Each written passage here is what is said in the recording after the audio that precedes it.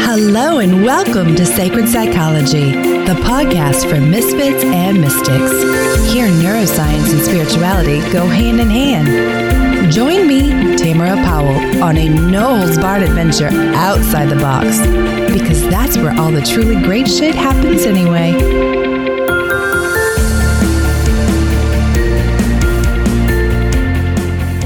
Welcome back to Sacred Psychology. I'm your host, Tamara Powell. Now, before we move into today's conversation, I want to let you in on an incredible offer I've got going on. My ever-popular Iconic Integration self-study course is getting a major facelift. So I thought, wouldn't it be cool to pass on some ridiculous savings before I relaunch it? Normally, this course sells for $144, but right now, I'm offering it at just $44. Based on IFS, or Internal Family Systems Therapy, this course packs all the punch of modern neuroscience and neuroemotional release in an easy-to-use self-study format that will give you radical results fast. You can learn how to channel the parts of you that are needed for every situation in life, love, or business. You'll also identify the parts of you that need healing and learn to offer yourself the necessary gifts for growth.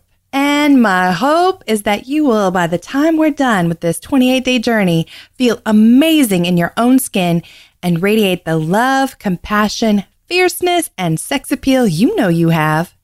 Guys, my clients have raved about this method for years. Heather said it was the best money she has spent on herself in years. Charlotte wrote that this is one of my favorite things Tamara has ever offered, besides our one-on-one sessions. I grew so much and have revisited it several times since. April writes, Tamara's Iconic Integration course is amazing. Let me tell you what, this course has me identifying all sorts of people in my life who, quote, run the show, so to speak, in my head. Every day, it seems like a new person pops up during the exercises. It is truly helping me dissect who shapes my inner thoughts throughout the day and how they influence my decisions. Thank you, Tams. And Rachel wrote, so worth the investment. I haven't even finished. I've been taking it a bit at a time and I know I can pace myself, but I'm about 3/4 through and it has been life-changing. Hashtag no regrets whatsoever. Hashtag best investment of 2017. Hashtag no joke. Hashtag Tamara and IFS for the win. Guys, here's how it works. For those opting in, I will email you a daily audio training and written journal prompts discussing overall themes and stories from my own life and clients that I have used this incredibly transformative method with. Each week, we will explore a different category of parts, personas, or sides of our personality, if you will. There's nothing like it on the market right now, and you'll have unlimited evergreen access to it forever. So if you're interested, head on over to ariatherapy.com, that's ARYA therapy.com, and hit the Iconic Integration tab on the drop-down menu, or just click the link in the show notes. Whew, thanks for hanging in there with me, and now, on with today's show. Welcome back to Sacred Psychology. I'm your host, Tamara Powell. I have a real treat for you guys. My guest today, Krysti Turznik, is a motivational speaker who shows people how to shine light on their shadows, understand that mindset is everything, and to show up as a powerful creator in their lives so they can create a life they don't need to escape from, where every day can feel like a day at the beach. Y'all, we have some great beaches in Pensacola, and laying out on the beach here is one of my favorite pastimes. So if I could do this on the regular, I'm all about it. Her #1 best-selling book, Mindset Magic, Using Scientific and Spiritual Principles to Create Your Life, has been endorsed by Michael Bernard Beckwith. You've heard me gush about him more than one time on this show, and that's exactly what I'm diving into with her today, how mindset is everything and how she bridges the science and spirituality. You see, she holds a master's degree in metaphysics, a Bachelor of Science Degrees in Biology and Metaphysics, and she is an ordained minister as well as consulting hypnotist. She's been helping people improve their lives for nearly 2 decades. Guys, this woman is a powerhouse of information, and hands down, her book, I'm not even lying, I'm not getting paid to endorse this, was one of my top 3 favorite books of the entire year, and definitely my number 1 for metaphysics. So if you are at all into the science of the mind, sacred psychology, law of attraction, any of that, you want to go out and read this book, I will have the link in the show notes and on the website. So don't worry your pretty little heads about it. Without further ado, I give you the one, the only, Krysti Turznik. Hey, Krysti, welcome to the show. Oh, thank you so much for having me. I'm thrilled to be here. I'm really excited about this conversation that we're diving into. And I've just been girl crushing on your website and your book all day today. Oh, thank you so much. Yeah, which is amazing because the topic of your book, Mindset Magic, using scientific and spiritual principles to create your life, is just hands down what I think everyone needs in life. Oh, that's such a wonderful gift that you just said with that. Thank you so much. I'm glad it's touched me. Definitely. I am constantly reading. My listeners know that, and I would have to definitely put this in the top 3, but definitely the number 1 metaphysical book I've read this year. So I will be linking to that all over the place, show notes, and on the website. You definitely have to check it out. Oh, wonderful. Thank you so much.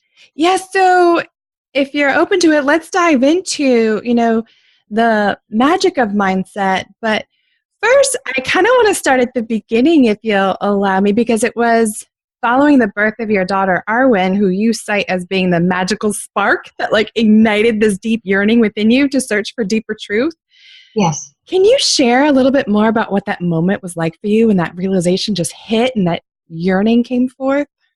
Yeah, and that's a really great question. And it was 2 strong events that had happened. The first one was about a year and a half before all of this came to fruition, is my father had passed away. And then when my daughter was born, I realized that I didn't have the answers, quote, the answers to life's deeper questions. And I knew at some point when she was going to be growing up, she would start to ask me those questions. And it really came from my desire to be a good mother and to be able to support her on her own journey of understanding how the world works and how she fits into everything. So when I was looking down at her, nursing her, I, one day just had that realization, I got to get my stuff figured out. I got to get it all together. And that prompted the whole journey that started the book. Yeah, what a profound epiphany. And I think any parent out there really knows that inspirational, yet awe-inspiring, and both excitement and terrifying a little bit, to look down at this little bundle of joy that you've created and gone, oh my God, now what? Yeah, exactly. And being responsible for someone else's development, both, psychologically, emotionally, spiritually. It's a big deal. So how did you get into metaphysics? Because I'm guessing you've got quite the story from starting out in biology and then moving on into a master's degree and, becoming an ordained minister. Mm-hmm. Yeah. So my journey really was when I was growing up, I really had this strong desire to understand how life worked. And, that ended with the degree in biology. And at some point I realized that it wasn't enough. It wasn't answering all of the deeper questions of, well, how does life start with everything? So that, again, with my daughter, helped me to really dive into all of these things, because I intuitively knew that we are deeper than our physical bodies. There's something more than that. And quite honestly, some of the experiences that I've had after family members have passed reinforce the idea that we continue on, beyond our physical life. So it was coming from a place of needing to understand what was taking place, not only for my daughter, but for myself as well, just so I could put the pieces together and make sense of the things that I was witnessing and experiencing. Yeah, I love that, because it's you were a natural born seeker probably since the day you decided to become incarnated this time around. Absolutely. Then on top of that, though, what I really love is that you, like myself, just have this desire to bridge, this false gap between science and spirituality. And your work really just shows how well the two dovetail each other, how you really can't have one without the other. Yeah, absolutely. Well, you can't, because we're physical, we're emotional, we're spiritual, we are everything. And I think that when we detach ourselves from, that part of us and only speak to that one little point of, I'm my physical body or I'm my mental thoughts, and forget about the other parts, like we're not understanding ourselves completely. We don't have the power completely at our fingertips that we do when we embrace everything and every aspect of ourselves. Yes, and to me, that's truly, captures what holistic health is supposed to be. That mind, body, spirit, and even beyond that, the infinite layers that you talk about in your book, how when we are approaching any field of study, if it's not really looking at those multiple layers, I think it tends to miss something. Oh, absolutely. Yeah, because our level of understanding it's very minute with what the capacity that we at some point in our evolution of humankind is going to be. Like, we can look back even right now at our civilization, and we are like astounded by some of the beliefs that they had just 200 years ago, and the same is going to be taking place 200 years from now, and then even 200 years from that point. It's a continuous journey and revealing of what is taking place. Yes. So similarly, ordination for you, when did that come about and why? Yeah, that was on the same path of the spirituality, and it was just one of the stepping stones that needed to fall into place of really honoring that I could be in this place, that I was able to understand these things on a deep level. Because for so much of my life, I was, quote, told that I wasn't religious or I wasn't spiritual enough. And for me, it really helped to validate the idea that I am all of these things. I don't have to fit into the boxes that people had put me into, but I can have that spirituality and honor who it is that I am just by being me. And that ordination was that gift that I had along that process. I'm just cheering over there. It really reminds me of, I think it's chapter 2 in your book, maybe, on our untapped potential. And I love how I didn't even have this in my notes, but the way you were just talking just sparked it. Like, I don't think I've highlighted more ever. Like, that whole chapter could just be yellow. You were speaking to my soul. Oh. So thank you. It's really a gift of just reaffirming, if people need a little bit of rocket fuel today, you want to read chapter 2. just open it up, start, and then maybe daily reread the first few paragraphs. I love how in that chapter, again, following this rabbit trail, but it's probably my favorite, you talk about how, an oak tree shouldn't be trying to produce apples, and how many women, men too, but especially women, have had an experience similar to your childhood. I know I did, where it doesn't take very long, maybe by the age of 4 or 5, where we're starting to pick up that there's some disapproval in the look coming back to us from caregivers. Absolutely. And we internalize all of that. Absolutely. Yeah. So can you talk a little bit more about how that then shifts our perception of ourselves and what we are capable for, and how that then manifests in our behaviors in the reinforcing cycle? Absolutely. Yeah. So the messages that we are given from, people who, hopefully want the best for us, they are doing the best that they can with the level of understanding that they were given themselves. But it really does help us to shape how we perceive ourselves in the world, and, how we can show up. It limits our possibilities of who it is that we can become based on what we absorb and what we believe about ourselves. So the gift that we can offer ourselves is really by allowing ourselves to take an honest look at what it is that we believe about ourselves and for ourselves. What is it that you are capable of, and what are those limitations that you feel are, completely out of bounds for you, and then challenging those things that are out of congruency with what it is that you want for yourself. Because the beliefs that you have right now, they will impact generations. And they will impact, every person that you are interacting with as you go through life. So the more that you can step into a more of a positive vibration, the more that you can allow yourself to step into your truth and allow yourself to shine, then the easier it is for not only you to live more of a life on purpose, but you're uplifting the world at large simply by getting your own self together and having that positive impact on everyone. Yes. So like no pressure, lovelies, but the second you decide to start doing the work for you, the rippling effects are just probably unfathomable beyond your wildest imagination as to how far. To me, it even becomes as simple, I don't know if you agree, Krysti, as like, choosing to smile at the Walmart grocery clerk. Absolutely. Absolutely, because you don't know what that smile is going to mean to someone. You don't know what their experience was that day. And that smile, as innocent as it is, it could profoundly impact them for the rest of their life just by doing something as simple as that.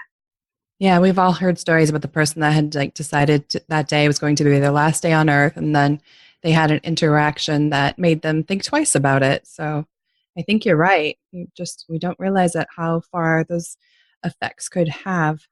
Absolutely. Absolutely. We're very powerful, so that's where it's our responsibility to really show up with the best intention that we can have for ourselves and for everyone that we're interacting with.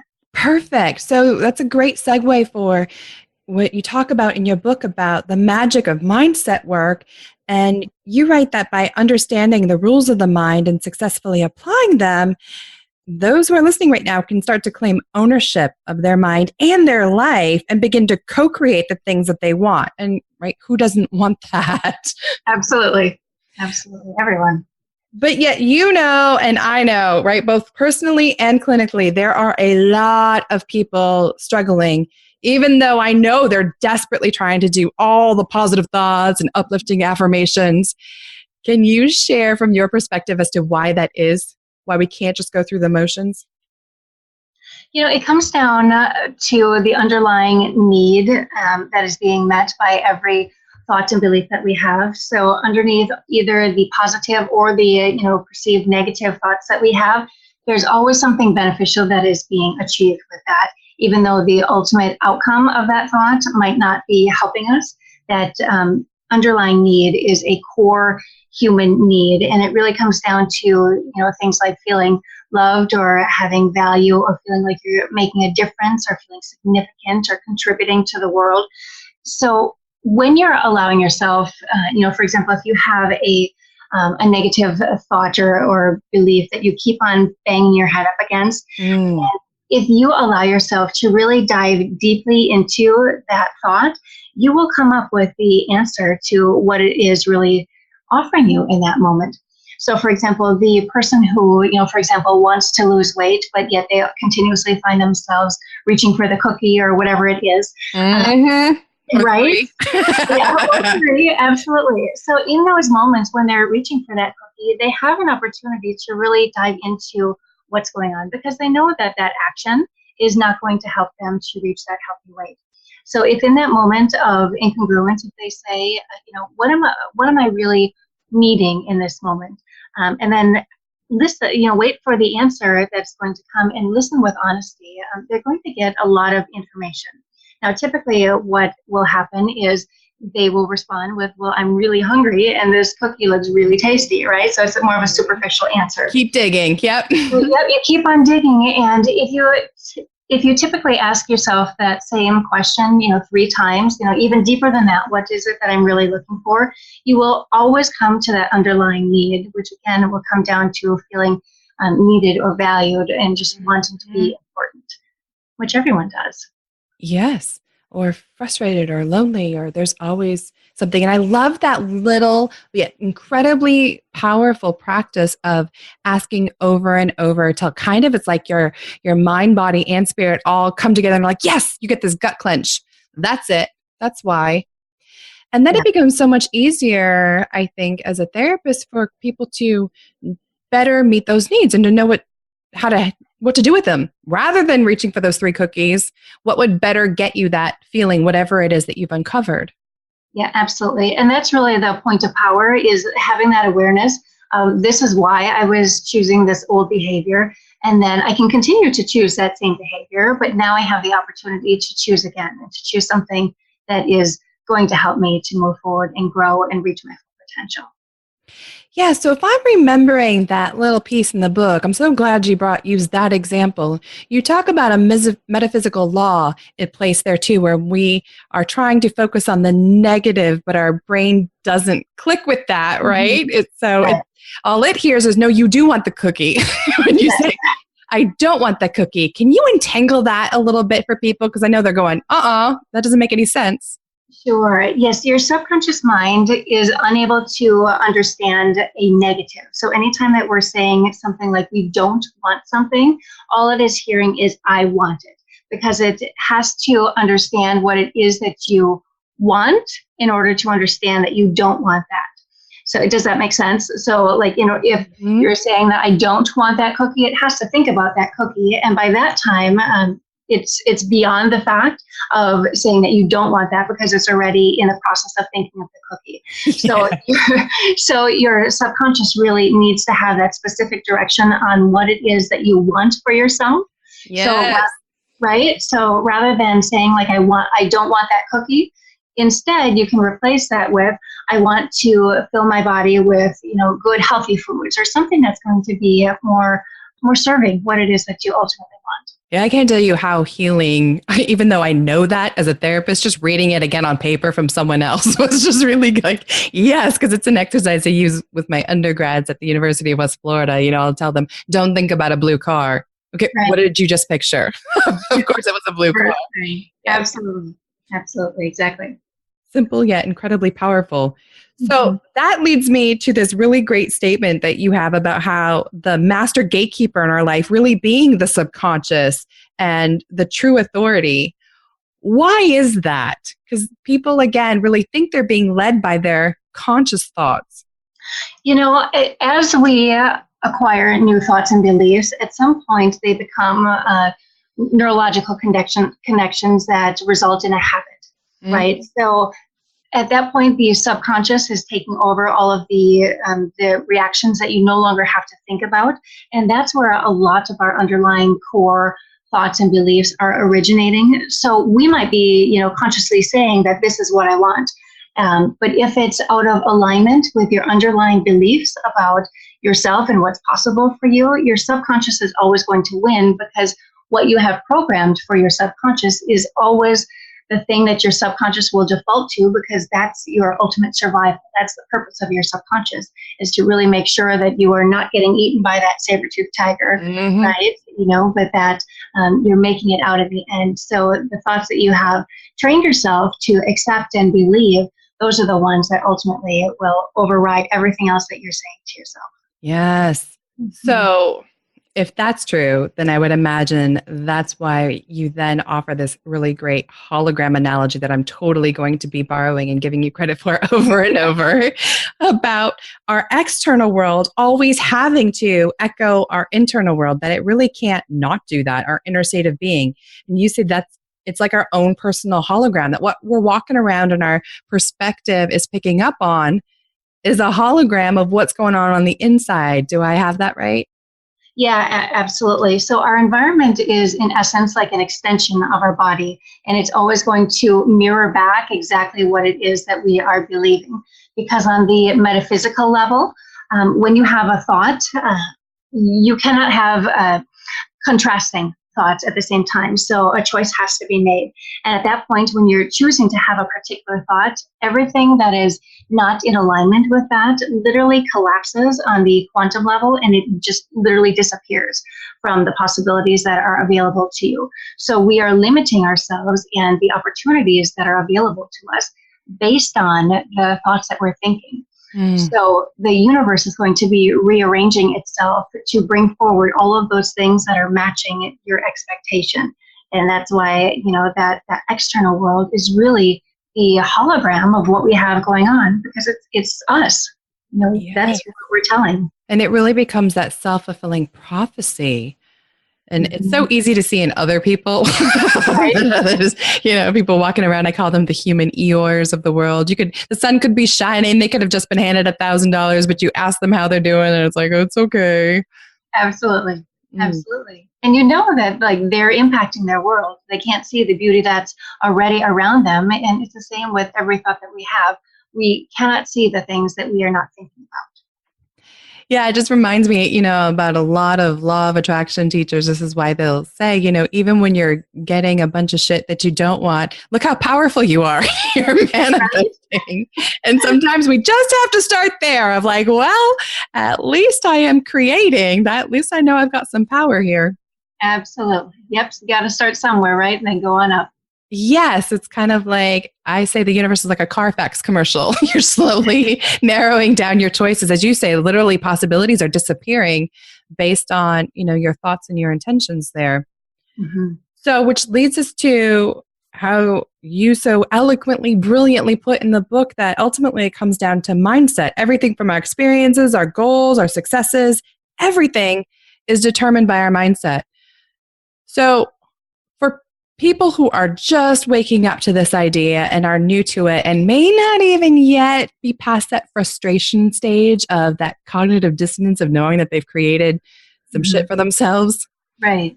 How do you get them started? The first thing that I always tell clients is really start with awareness. Start with what it is that you're going on, and have that recognition of the things that you don't want to continue, and give yourself, the forgiveness of where you are if you think that you should be, beyond that point, and know that everything that is shown up in your life, as you were just saying, is it's an indicator of how powerful that you are, and it's also, I believe, a spiritual lesson for you to dive deep into all of those, those limiting thoughts or those beliefs that you have about yourselves, and it's a way to honor the healing that needs to take place. It's really that gift of saying, this part of me needs to be having more attention paid to it, and allow that to guide you moving forward. Yeah. And then, for me, I think what I hear most frequently from people is, okay, Tams, I got my thoughts in a much better place, but that feeling component seems to evade people. Can you untangle a little bit further how, from your conceptualization, and I love this, the psycho-spiritual geek in me just totally nerded out about your definition of faith and how faith is really adding, I'm going to butcher it, you can give me your beautiful version of it, that adding the feeling component to it. You know what? I'm probably going to butcher it myself. That's fine. You don't have to quote your own book. Just, right? Yeah. Help people understand the connection and how they can get their feelings into alignment, and how that really then projects the faith that they need to create this thing they're wanting. Yeah, so I really help people to know that the feelings that they have are a reflection of the thoughts that they just had. Yes. So, yeah. So when you are feeling good, it's an indication that your thoughts are on the right track, that you're headed towards where it is that you want to be, that feeling where, everything is as it should be, and you are confident in who it is that you are and how you're showing up. And conversely, when you're not feeling good, when you have that intuition, that knowing that I'm not quite feeling the way that I'm supposed to, or maybe your body is starting to give you those physical signals that say something is not quite right, it's really an opportunity to reflect back on how am I thinking and how can I shift this to start to feel good. And in any moment you have that opportunity to choose again, and to choose something that is going to help you to feel good. And that can be your daily prayer of honoring yourself and how it is that you are bringing forth all of your creation and your goodness into the world, is by how are you feeling, and knowing that your feelings are the guidepost really of what you're thinking and how you can create and move forward with everything. Yeah, it's like brilliantly designed or evolved, don't care what you get down with, biofeedback, like moment by moment feedback to you of, are you getting closer to your thing or further away from your thing? Does this feel better or does this feel worse? Which, hard to have faith in something that doesn't feel very good. Absolutely. Absolutely. So use those feelings. Everything is an indicator. And, for my own personal story, when I was a teenager, I struggled a lot with a lot of self-doubt and value issues. I didn't feel I had much to to offer, and the message that I had received was to be seen and not heard. And I literally took that message to heart and, played the part very well and didn't want to upset people. So years later, I had actually, when I was 17, I had developed a heart condition that would require lifelong medication. And, I had to settle into, a life where it was less than the one that I knew that I was made to be living. Mm-hmm. And at some point, I remember being in the shower, and I had just stood up after shaving my legs, and I started getting really dizzy. And unless I sat down in that shower right there, I knew that I would pass out.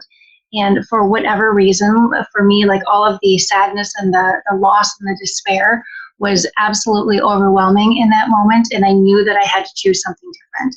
So that gift of, the heart condition allowed me to really reflect on how it was that I was showing up. And by allowing myself really to dive into the emotions that were wanting to be paid attention to, and healing those emotions, I was able to heal the heart condition that I had. And it really taught me the strength of the mind-body connection and the power that we have once we really take full ownership for ourselves, like mm-hmm. the good and the bad and everything in between, mm-hmm. and really show up and start to be the powerful creator that we actually are. Yeah, thank you so much for sharing that experience. It really echoes what I've heard from a lot of women and waking up to that mind, body, spirit connection. And it is incredible what happens when a woman is willing to do that work and integrate how much of the physical manifestations and, somatizations can clear up. We've got incredible evidence in the American Journal of Medicine now of spontaneous remissions of all sorts of things when a woman is willing to pay attention to her intuition and decide to follow it. Absolutely. Yeah. Great. Yeah, we're definitely powerful. Which brings me to one of the last things I just am swooning over in your book, and I'm going to quote you on this one because I had to read it like 4 times over. Yeah. It was just so good. You say, you're talking about the different layers of us, right? That you and I were just describing that need to kind of get in congruence and authenticity with each other. And you say, lastly, your deepest layer also has infinite layers within itself, layers of energy and spirit. As we now know, the world itself is made up of energy. Everything there is, the tangible and the intangible, is simply varying frequencies of energy that can never be created nor destroyed. There's a constant energy exchange between all things, a web of connectedness from which there can be no escape. At your core, in this deepest level of pure energy, lies your divine consciousness. It is the essence of your most significant and sacred self. You are the individual expression of the great I am, the source of all things. You are made in the same image and likeness of that which was before you, and thereby endowed with the same qualities of that creator. Girl! Yeah, that sounds pretty great when you read it like that. Mm. Yeah, absolutely. And for me, like that was one of those divine downloads that that I was just the channel of allowing that to really come through. And like as you say that, like I'm getting that validation of the shivers for me, which is the recognition of truth being said. Yes. And really, like, it is the truth because we are divine beings. We cannot be created or destroyed on the deepest level of who it is that we are. And we are creating with the, that great source who created us. So it's really a beautiful and humbling gift to understand everything that we have at our fingertips and how powerful we are.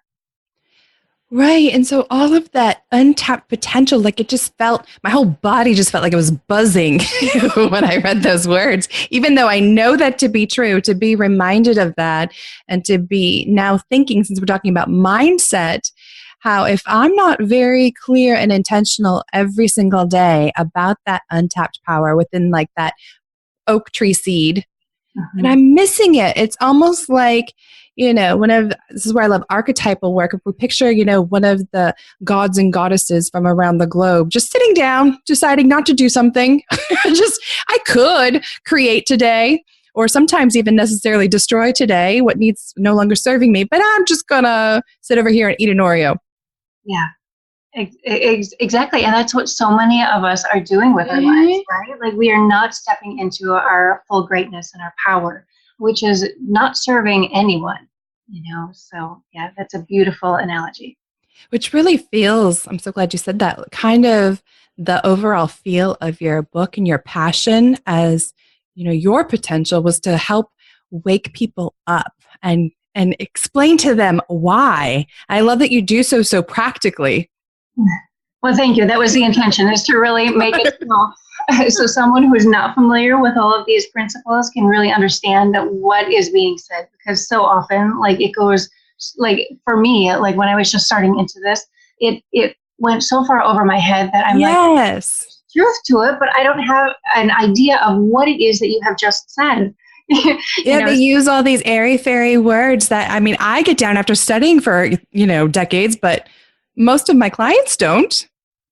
Yeah, exactly. So my intention was really to try to make it so anyone could understand it on that practical level and then be able to apply it in their own daily life and their activities. Yes. So tell me, Krysti, what do you think the soul is?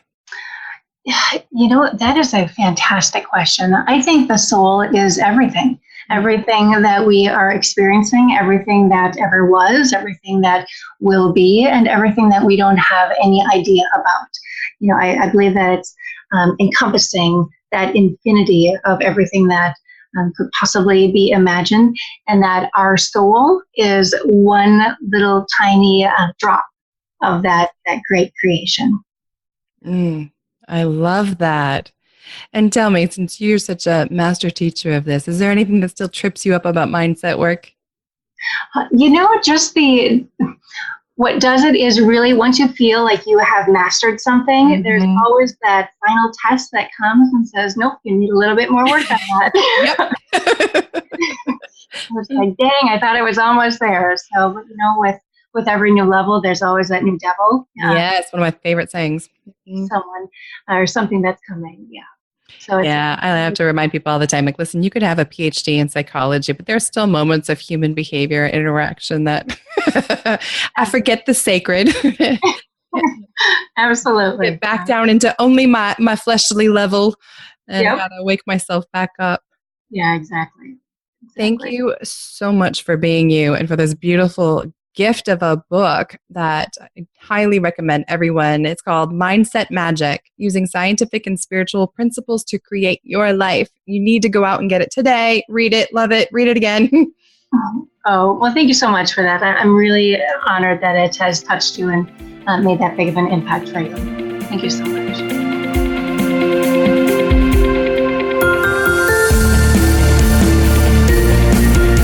Thanks for listening to the Sacred Psychology Podcast. I pray you found some inspiration and empowerment to go out and make this life the most fulfilling possible. You can follow Sacred Psychology on Facebook and YouTube. If you haven't yet, please go to Apple Podcasts and subscribe, rate, and review this podcast. Tag us on social media and let us know what you think as well. Please note that the information provided is not meant to convey professional, psychological, or medical advice. If you could use such services, I highly recommend seeking them out from someone you trust. To get in touch with me personally or to see how we might work together, please check out ariatherapy.com or talesfromatrapezoid.com. Until next time, everyone.